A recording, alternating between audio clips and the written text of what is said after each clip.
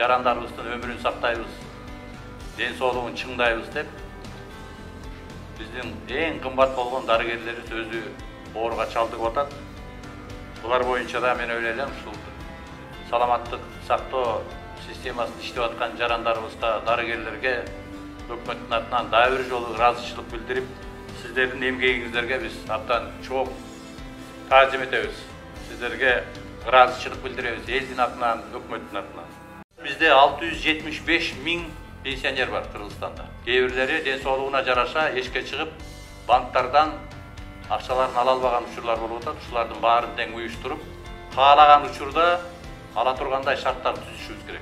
Her bir pensioneribиздин жана жөлөк пул алуучу жарандарыбыздын акыбалын билишибиз керек.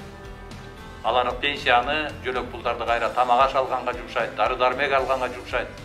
Булардын баарын шартын түзүп бергенге güç hareketlerinin bari yumuşaydı.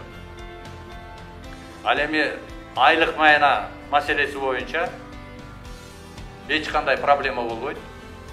Bardığı öz üstün büdjette karalgan bölümde tönönöt. Bir de adam kontakt bolgan adam kalbaş gerek. Ooruga çaldıkkan adam kalbaş gerek. Bizde oşonda işeniç bolot. Egerde biz baарын taktабай turup бұл авалдан шығарабыз десек, қайра бұл оору шықса, екінші жолы қайра қайталана албайды бұндай процесс.